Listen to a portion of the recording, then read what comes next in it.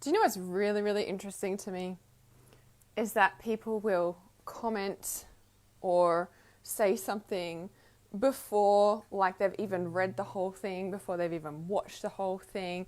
Like, it's really interesting how people make a fast judgment, but they don't, like, sort of see the whole picture. And we wonder why society is like it is, with, like, just reading the little top comment. Or it's kind of really interesting to me. So sometimes when I see people comment on my blogs or my live streams, and I'm like, well, it's obvious you didn't read the whole post because I said the whole thing at the end. It's kind of really interesting to me. But it is an awesome little reminder as well, because when we are, like, flicking off things, especially on Facebook, I mean, this could apply to anything, right? But if we're not understanding the whole picture, if we're not understanding the whole story, if we don't read to the end, if we don't watch to the end, we're not going to get the pieces of gold. The pieces of gold are at the beginning and at the end. In the middle can just be a bit of jumbo mumbo, right? But the pieces of gold come at the start and at the finish. So if you get upset about something, or you're, like, thinking something's happening, like, just check, like, have you read the whole thing? Have you even listened to the person's story? Have you even heard the whole piece, right?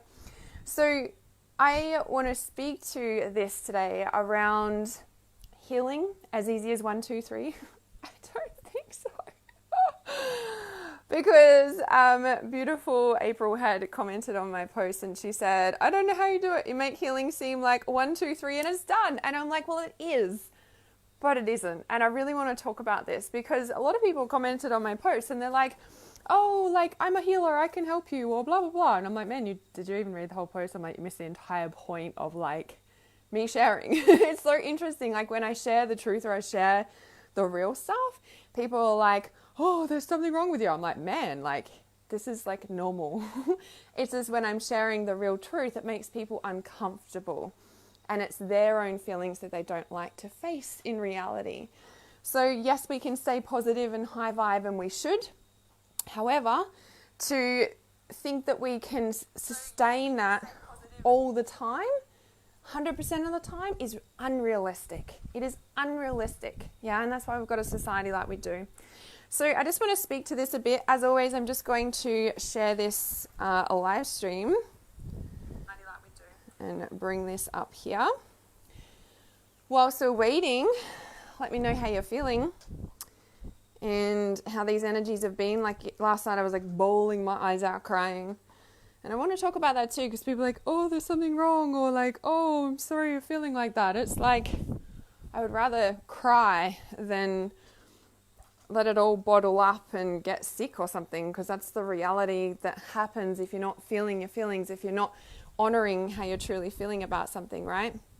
So we're going to speak about feelings today. So you might not want to stay for this live stream because feelings can get really uncomfortable for people, right?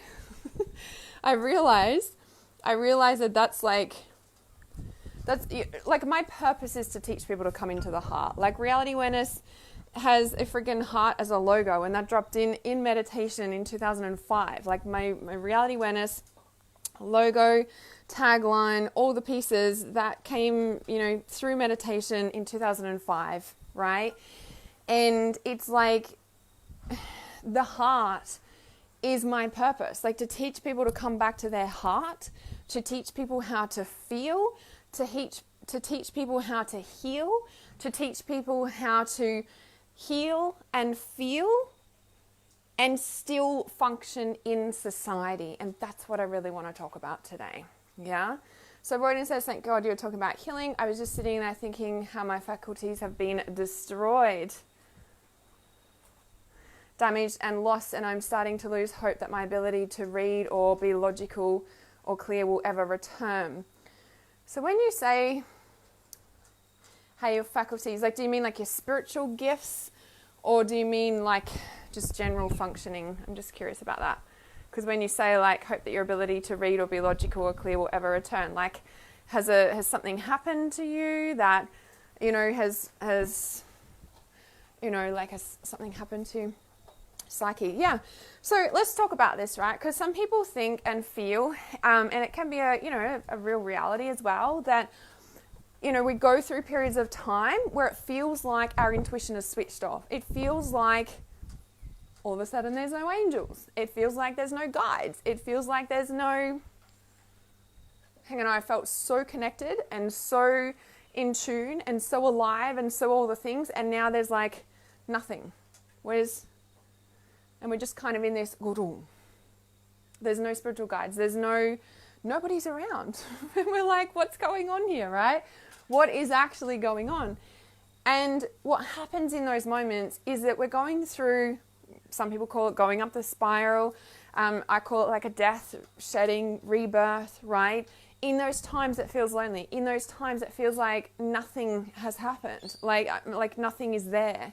Because it isn't, because you're going through what else I like to call a sphere of reality. You've popped into another sphere of reality, and sometimes there's a transition in a way, right, where you get used to this new reality, where you get used to this vibration, where you get used to this new, experience of life without your old life, and it can feel like nobody is there. It can feel like there is nothing and no one, and not even your spiritual guides. It can feel like you're not even connected, right?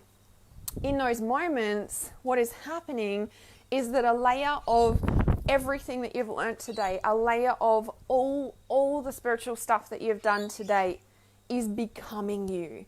Some people forget that we become our intuition. Some people forget that we are our intuition. And there's stages through our spiritual evolution. And in these stages, we become our intuition, right? So first of all, it's like out there, and we have spiritual experiences out there. And then it just seems like there's nothing there because we've become that, yeah? So it always does return, but there's a couple of things here, okay? And then the other piece I want to talk about, which is the same sort of answer about what I'm going to talk about, is when April said, I don't know how you do it. What else did she say? Hang on, let me bring it up. You make healing seem like 1, 2, 3 and it's done. She said, it's so hard to heal from domestic violence. I still have bloody nightmares, and, people and shitty ways and all these sorts of things. And you said, I actually thought there's something wrong with me. And I'm like, no, definitely not. Healing takes time. Now, we have to remember is that I've been in a lot of work. Meaning I'm always working on myself, right? I've always got mentors. I'm always using the tools that I teach in Trust and Intuition, which the doors and early bird is open now as we speak. Link is in the title of these comments, title of this live stream, or you can find it on my website. Healing is something that we're doing all the time, yeah? And we have to remember that when we've left a particular, like a traumatic experience, right? There's like an 18-month healing cycle, right? From the time that we decide to make a change, there's 18 months of like a portal of healing from that particular incident, so to speak. Now, it might go on for longer than that, simply because of depending on the level of support, depending on your willingness to heal, depending on if you've got people around you helping you or not, depending on so many different factors. But you have to remember it takes there's an 18-month portal in time from when you start something or leave something for your kind of new life to integrate, right? So this is kind of like the transition in between the spheres that I was just talking about, right? So when you say sounds like, you make healing 1, 2, 3 and it's done. We're always healing. Yeah, I'm always doing work. I'm always healing. And the thing is that when I share that I'm upset or I've been crying or something like that, people are oh, I can help you, or there's all these things. And while I really appreciate that, the reality is that I cry 99.9% of the time, right? I have cried on live stream. I was going to say, I don't think I've cried on live stream. I'm yeah, I have cried on live stream. The thing is that especially, and this is the other thing that is really important for you guys to track, right? The full moons, okay? The dark moons, all the moons, yeah? Not blaming it on the moon, but I'm saying that these things have an effect, and it's important to check in with yourself, just what's going on, right? The other piece is that, when I'm about to bleed through my menstrual cycle, that 10 days before I bleed, I am more emotional. I am more sensitive. I am more all the things. And I cry more every single freaking month, right? And I let myself cry because crying is healing. Tears actually release the stress hormone cortisol from your body. You know what cortisol is, right? Cortisol is the thing that makes us stressed out. When we drink coffee or when we've been through a stressful traumatic experience, our flight or fight is switched on. Cortisol is pumped through the body so we can like run from the saber-toothed tiger, but that isn't here anymore. And we're just constantly on and go, go, go, go. Crying actually releases that stress hormone. There's been studies done to actually like measure the brainwave states after somebody has had a cry. And, you know, in the different studies, like the brain waves were deeper than a meditating Zen monk, right? And that's when somebody was empathetically listened to. So tears, just like going to the toilet, just like sweating, releases, it has a definite purpose.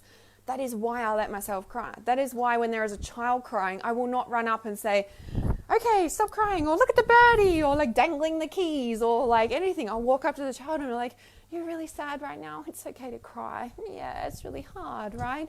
Like, it's okay to cry. It's so important to encourage people it's okay to cry. It is like the best healing that can happen. Where does those tears come from? Where do those feelings of hurt or anything come from? Our heart. It's our heart. And when we are crying, we are feeling in our heart, right? Well, of course, there's other emotions, right? But it's just like when I allow myself to drop in these cycles of tears, when I know that, 10 days before I bleed, I'm more sensitive, I need more support, I need more tender loving care, I need more sleep, I need more getting to bed early, I need more days of being in bed and doing nothing. Like I need more support. And when I give myself that, I heal. When I cry, I heal. It's not doing those things and pushing through that it never comes out, right?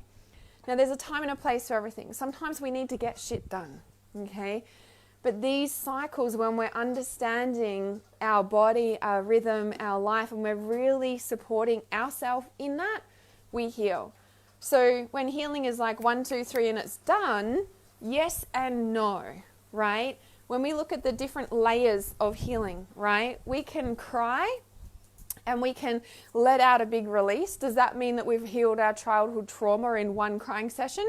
Probably not, right?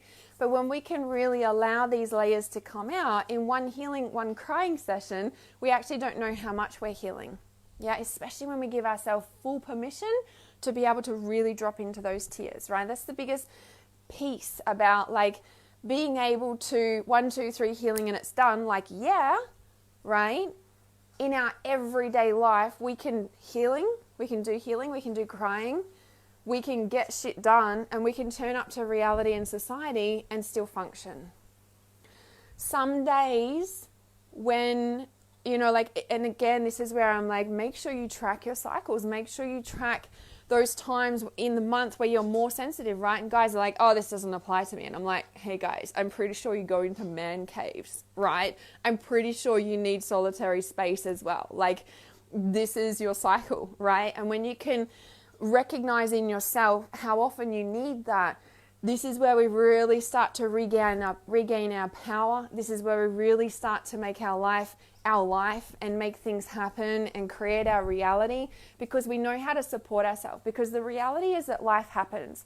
The reality is that sometimes reality is so fucked up. Sometimes bad things happen, not because it's your karmic purpose, not because you chose it, not because you were born into this family and you chose that abuse. Sometimes really fucked up things happen to people and it's just fucked up.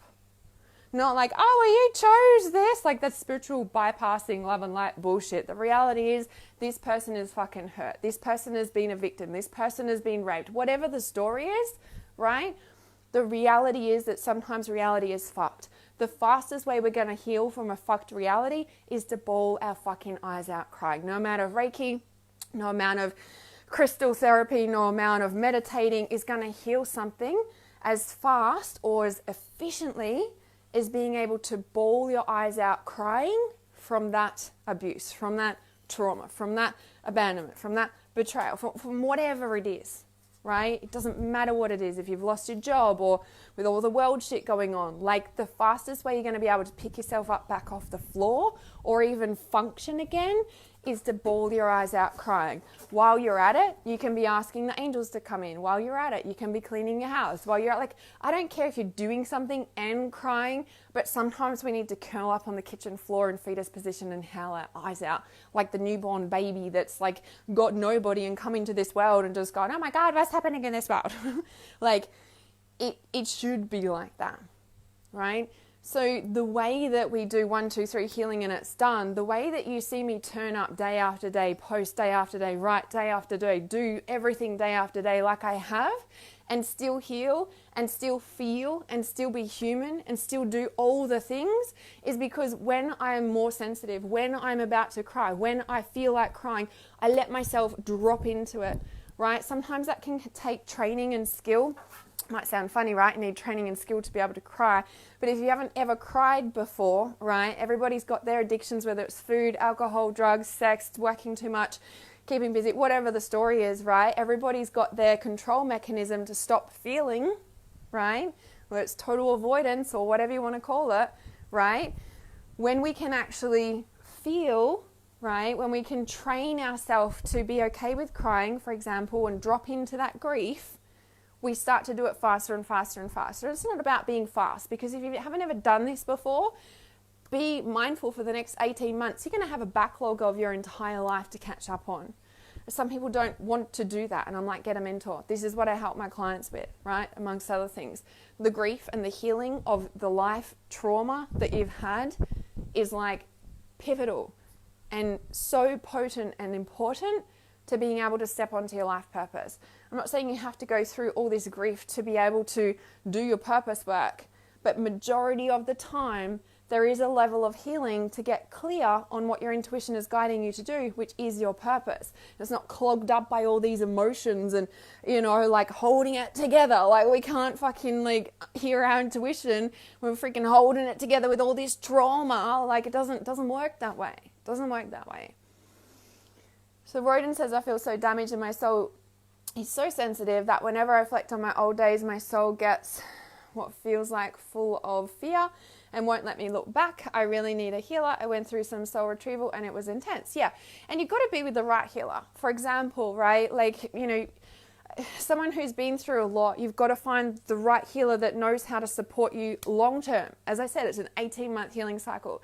I did a live stream a while ago. Someone went to a in-person healer. They put them on the table. They could see there was cords, cut all these cords. The lady left. She ended up in freaking hospital. I know this because she contacted me. And I was like, man, that is so unethical. You do not cut many cords at once unless the client is ready and prepared for that and knows how to take care of themselves and knows what you're doing. Because the reality is that is like metaphysical surgery, and she ended up in hospital because of it. Right? You have to be with the right healer. Okay? You have to, like, this is what I do, yeah? This is what I do with my clients, because you can't throw somebody in the deep end. They will end up with psychosis. They will end up in hospital. Like, it's a real deal. This is why I train healers in my Trust Intuition to become a certified intuitive healer course, which the early bird is open. The investment increases 1st of December, so the end of November it goes up. And, you know, like there's real ethical standards that you must adhere to, because you will end up putting a normal person in hospital. It's a bit like the jab stuff going on. Like people have ended up in hospital. Like whether you're doing medical surgery or metaphysical surgery, it's exactly the same. You have to know what you're doing. Yeah, I've been in this industry since 2005. I can't hold a normal job. I haven't. This is what I do, and I've done it since then. That's a long time. I've got a lot of experience up my belt, under my belt, up my belt, maybe up my belt. That wind's really windy, right? Well, there's storms coming, that's why. Afternoon storms. Okay, and so the other example I wanted to give as well is that I had somebody come to me as well, and for example, my past life healing meditation. You don't just drop somebody into a past life because they're really traumatic, just as you said, right? It's really traumatic doing soul retrieval. It's intense.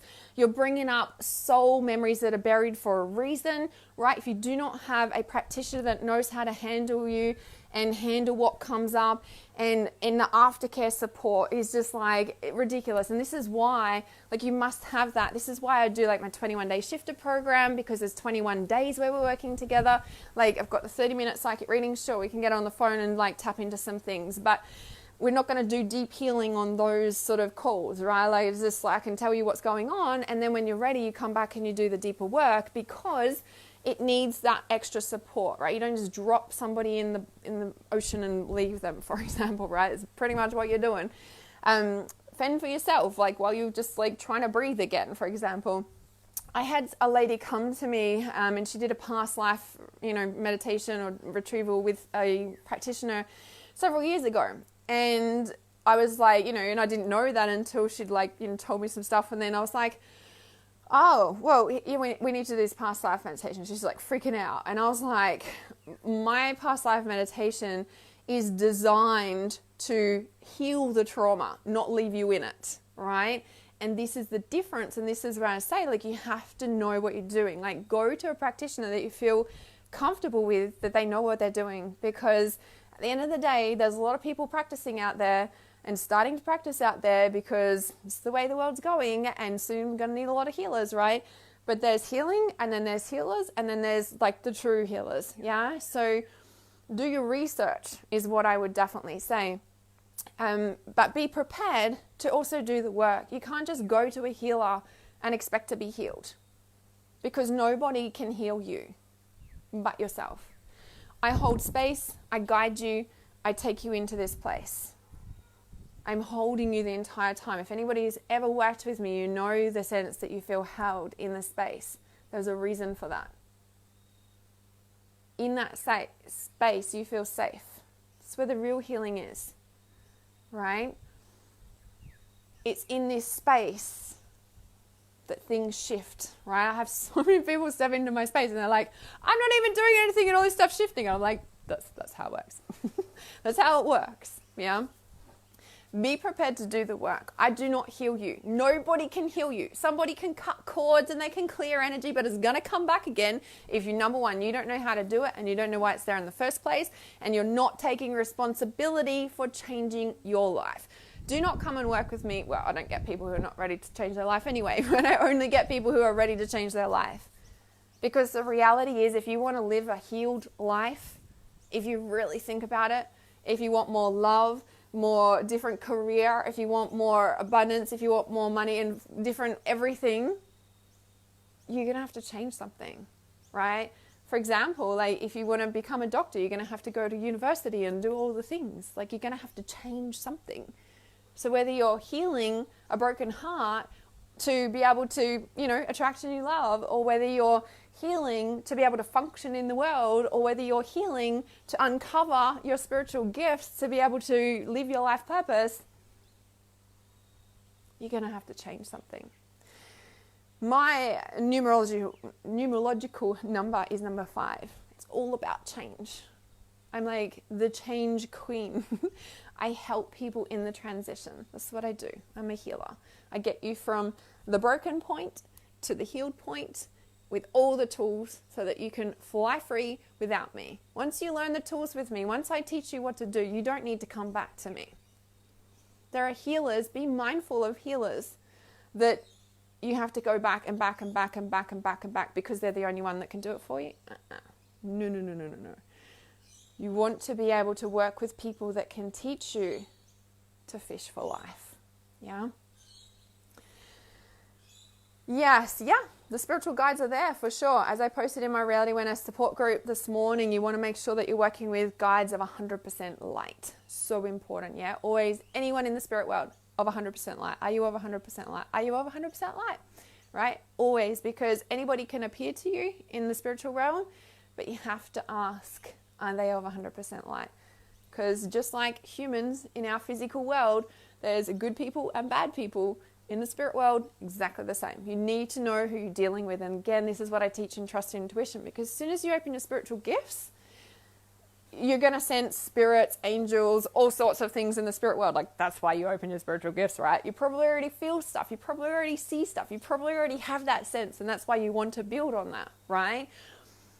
When you talk to somebody in the spiritual world, you have to know what you're doing. You have to know. Like, and again, this is what I teach in Trust Intuition, because we can't just drop into healing, like, you know, or drop into trauma, you know, or drop into like opening your third eye, and then not knowing what the fuck to do when you've got a devil turning up or a dark demon that's disguised as like Archangel Michael. Like, you need to know what you're doing with that shit, right? Because otherwise you're going to end up in hospital. Maybe. Like, in all seriousness though, like, psychosis is a thing. Just like somebody takes drugs or something else. Like, it's a thing. There's always risks and everything. And that's why gaining the skills and the correct training is like imperative. Especially if you're already highly sensitive, yeah? Highly sensitive, learn how to use it, learn how to be safe, learn how to exponentially grow that and use it for a purpose in your life, because let's face it, that's what you're born for, right? Or you wouldn't be in reality awareness, you wouldn't be highly sensitive, you wouldn't already be doing this stuff, you wouldn't be obsessed with crystals and all the spiritual things to start with. You just wouldn't be. And then you get really excited when you like find somebody else who talks like this. And then everyone else just thinks you're crazy, right? All right, so Trust Intuition is open, yeah? If you guys are watching the replay and you've got questions about anything that I have said on here, please comment below, or you can send me a message. You're so very welcome. It's so lovely to have you guys here. So Trust Intuition doors are open. As I said, the investment increases on the 1st of December, and we start on 2022. I love that we're starting on the 22nd of February 2022. All the twos, for some reason, is very significant. So the investment increases December, and we start in the middle of February. So the link is in the title. You can find it on my website. Send me a message if you've got any questions. Hello, Leanne. So lovely to see you. I shall see you guys really soon. Mwah. Have a beautiful weekend.